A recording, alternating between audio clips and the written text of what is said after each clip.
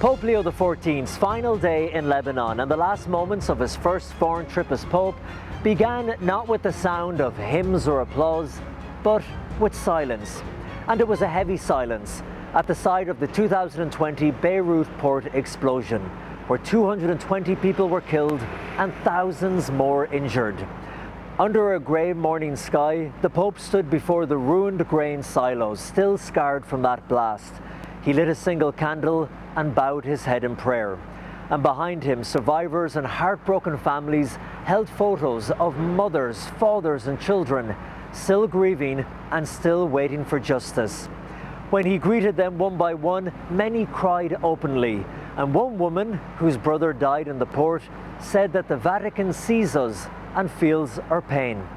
From there, the Pope travelled through the quiet streets of Beirut to the Croix Hospital, a Catholic-run psychiatric facility in the city's northern suburbs. Patients and staff lined the balconies and the courtyard to welcome him. And inside the small chapel, Pope Leo spoke about the wounds that are often unseen, depression, trauma and fear, and he called the hospital a sanctuary of compassion, where, as he said, every life, no matter how fragile, is a light before God. But the most defining moment of that day, and possibly the entire trip, came late in the morning at Beirut's waterfront. As the helicopter circled overhead and a sea of Lebanese and Vatican flags waved in the wind, an estimated 150,000 people gathered for an open-air mass. And stepping from the Pope mobile to thunderous cheers, the Pope delivered one of his strongest appeals yet. Lebanon, he said, stand up. Cast off the armour of your ethnic and political divisions. Be a home of justice and fraternity. Speaking in French, he warned that the Middle East has walked for, quote, too long the path of mutual hostility and the horror of war. And he insisted that the region must change course and work for lasting peace. He was speaking to a crowd, remember, where many had fled violence in the south and many had lost their homes in the economic collapse.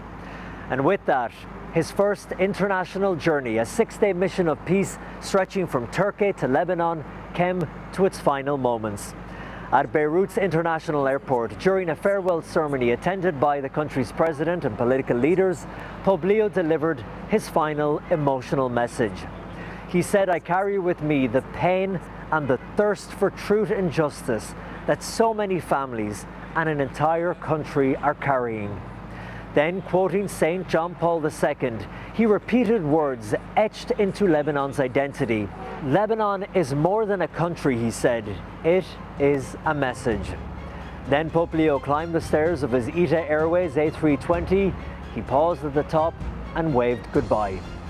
Reporting tonight from Beirut in Lebanon, I'm Colm Flynn for EWTN News.